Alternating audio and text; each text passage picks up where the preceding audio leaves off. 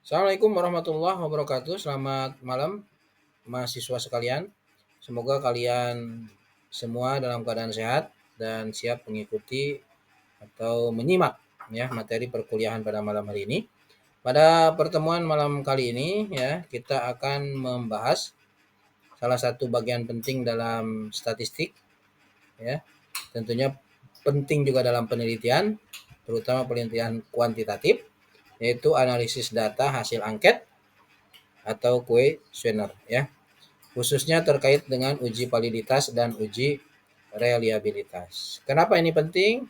Karena tentunya penting ya, karena sebelum kita menggunakan angket sebagai alat pengumpul data ya dalam penelitian, tentunya kita juga harus memastikan bahwa angket yang digunakan tersebut itu yang pertama benar-benar mengukur apa yang seharusnya diukur.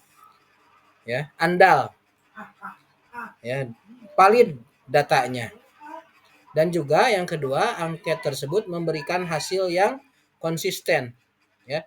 Jika digunakan berulang kali atau pada responden yang setara ya, tetap angket itu konsisten atau reliable ya.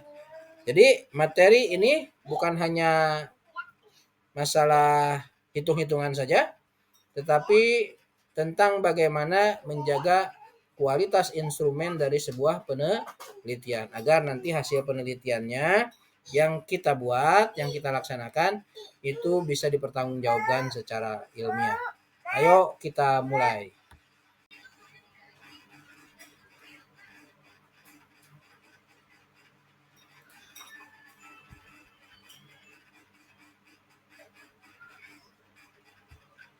Adapun tujuan daripada pembelajaran pada malam hari ini adalah yang pertama, mahasiswa diharapkan memahami contoh data uji coba angket atau kuesioner. Yang kedua, mahasiswa juga mampu menghitung ya, mampu menghitung uji validitas butir soal, angket, kuesioner menggunakan korelasi product moment. Kemudian mahasiswa juga mampu menghitung reliabilitas angket menggunakan rumpus Alpha-Cronbach ya, R11. Nah, ini ada data ya. Ini soal dan tentunya sudah ada jawabannya ya. Data berikut merupakan hasil uji coba angket motivasi ya. Kemudian diminta untuk tentukan validitas item angket atau butir soal. Jadi pilih 10 soal dari 20 item soal. Kemudian tentukan juga reliabilitas angketnya ya. Jadi yang akan kita hitung dengan data yang ada ini adalah validitas dan reliabilitas angket. Ya. Diambil 10 item dari 20 item soal yang ada. Dengan cara mengambil nomor ganjilnya saja. Jadi yang akan kita hitung adalah nomor 1, nomor 3, nomor 5, nomor 7, nomor 9, nomor 11 dan seterusnya sampai dengan nomor 19. 10 soal. Ya. Seberapa valid dan seberapa reliable angket uji coba ini. Nah, ini adalah penghitungan validitas angket ya. Dengan 10 item atau butir soal tadi menggunakan rumus product moment ya. RXY ini adalah koefisien validitas butir soal. Kemudian N itu adalah jumlah siswa, jumlah mahasiswa atau jumlah responden. Kemudian X itu adalah skor item, Y itu adalah skor total. Nanti ya, setelah dihitung ya, koefisien korelasinya ini akan dibandingkan dengan koefisien korelasi pada R tabel product moment. Jadi ada pembandingnya ya, ada tabel pembanding dengan hasil penghitungan RXY ya, dengan kriteria jika R hitungnya lebih besar atau sama dengan R tabel berarti item soal itu dipakai. Tapi jika R hitung kurang dari R tabel, item angket itu akan direvisi, ya. Kemudian R hitung lebih kecil atau sama dengan 0, berarti item angket itu dibuang. Jadi ada 3 kriteria, ya. R hitung lebih besar atau sama dengan R tabel itu akan dipakai. R hitung lebih kecil daripada R tabel, item akan direvisi. Kemudian R hitung lebih kecil atau sama dengan daripada 0, item akan dibuang, ya. Nah, ini kita ambil, ya. Kita ambil 2 contoh yang dihitung. Berarti ada nomor 1 dan nomor 3 nanti, ya. Item nomor 1 kemudian item nomor 3, ya. Setelah dihitung ini ada siswa, ya. Kemudian ada butir item satunya, ya. Kemudian ada jumlah Y, ada jumlah XY, ada X kuadrat, ada Y kuadrat, ya. Siswa berarti jumlahnya adalah 25 siswa, ya. Nah, ini hasil penghitungannya dengan N 25, RX yang didapat, ya, dengan rumus korelasi produk momen. Ini didapatlah bahwa pada nomor item 1 didapatlah validitasnya dengan R hitung itu 0,641. Nanti kita bandingkan dengan R tabel, apakah dia dipakai, direvisi atau dibuang. Kemudian ini adalah hasil penghitungan daripada validitas nomor item 3, ya. Nomor 1, nomor 3 tadi. Dari nomor 1 0,6. Kemudian ini nomor 3 dihitung sama, ya, dengan rumus korelasi produk momen. Setelah dihitung didapatlah RXY-nya atau R hitungnya itu 0,745 untuk nomor item 3, ya, atau butir soal ketiga. Itu R hitungnya adalah 0,745, ya. Nah, selain nomor 1 dan nomor 3, dengan cara yang sama juga dapat ditentukan nilai R hitungnya atau RXY-nya untuk nomor item 5, 7, 9, 11, 13, 15, 17, dan 19. Nah, kemudian hasilnya dapat dilihat pada tabel di sebelah kiri, ya. Pada tabel di sebelah kiri atau di sebelah kanan rekan-rekan, ya, atau di sebelah kiri, ya, validitas item angket uji coba, ya. Tadi nomor 1 dan nomor 3 sudah dihitung, didapatlah R hitungnya itu 0,641 dan 0,745. Kemudian dihitung juga dengan cara yang sama menggunakan rumus korelasi produk momen, didapatkan nomor 5, 7, 9, 11, 13, 15, 17, 19, ya. Dengan keterangan ini R tabelnya ternyata 0,396. Dari mana R tabel 0,396 ini? Ini penghitungan dari jumlah N menggunakan, ya, rumus DF dikurangi DF sama dengan, ya, N dikurangi 2, ya. Nah, jumlah N-nya, respondennya tadi 25, berarti di angka 25. Nah, di angka 25 itu dengan taraf signifikan 5% atau 0,05%, 0,05, didapatkanlah, ya, R tabelnya itu 0,396. Nah, hasil daripada validitas item angket uji coba ini nomor 1 sampai 19 kemudian dibandingkan dengan R tabel 0,396, ya. Ternyata nomor 1 itu lebih tinggi, maka item angket itu dipakai.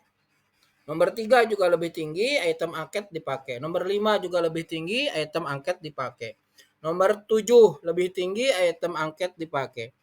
Dan seterusnya. Kecuali nomor 17 dan 19. Nomor 17 R hitungnya adalah 0,185, ya. Makanya muncullah direvisi ini. Kenapa? karena dia lebih kecil daripada R tabel. Sama juga nomor 19, ya, dia direvisi keterangannya. Kenapa? Karena dia lebih kecil daripada R tabel 0,07. Tidak ada yang dibuang ya, karena kalau dibuang itu berarti dia lebih kecil atau sama dengan 0, ya. Seperti itu. Ini adalah hasil validitas butir soal angket uji coba motivasi, ya, dengan 10 butir soal menggunakan jumlah responden 25 orang. Baik, selanjutnya kita akan menghitung reliabilitas angket dengan 10 item soal tadi sama ya. Mengukur konsistensi daripada angket atau questionnaire tadi ya. Dengan rumus alpha Cronbach R11 ya. Nah, rumus tadi R11-nya itu adalah reliabilitas instrumen, konsistensi instrumennya seperti apa. Kemudian N itu adalah jumlah butir soal, ada alpha I kuadrat, jumlah varian skor total tiap-tiap angket, kemudian ada alpha T kuadrat, varian total, ya. Dengan kriteria pembanding sebagai berikut, ini ya. Jadi 800 1000 itu reliabilitas sangat tinggi, 600 sampai 800 reliabilitas tinggi, 400 sampai 600 itu reliabilitas cukup, 200 sampai 400 itu reliabilitasnya rendah, 0,0 sampai dengan 0,200 itu reliabilitas sangat rendah. Nah, ini adalah hasil penghitungan varians untuk nomor item soal 1 dan 3 tadi ya, sama 1 dan 3 yang dihitung. Varian untuk nomor item 1 ya dengan rumus yang digunakan tadi alpha Cronbach. Ini dihasilkanlah R11-nya, maaf ya, dihasilkanlah alpha I kuadratnya itu adalah 0,440 ya. Kemudian untuk varians nomor 3 ya dengan rumus yang sama dihasilkanlah alpha I kuadratnya itu adalah 0,427 ya. 0,427. Selanjutnya adalah dengan cara yang sama kita dapat tentukan juga nilai alpha I kuadrat untuk nomor item 5, 7, 9, 11, 13, 15, 17, dan 19 yang hasilnya dapat kita lihat pada tabel di bawah ini ya. Reliabilitas item angket uji coba ya. Ini alpha I kuadratnya adalah nomor 1 sampai dengan nomor 19 ini ya. 0,440, kemudian 0,427, 0,500, 0,227, 1,357 sampai dengan 1,227. Nah, kemudian diperolehlah hasil hitungnya menggunakan rumus alpha Cronbach R11 ya, didapatkanlah R11 untuk reliabilitas angket ya adalah 0,604 ya. Berarti item angket uji coba mempunyai reliabilitas yang tinggi ya. Jadi dibandingkan dengan kriteria yang tadi ya. 800 sampai 1000 itu sangat tinggi, kemudian 600 sampai 800 itu adalah tinggi. Berarti 0,604 ini termasuk pada reliabilitas yang tinggi.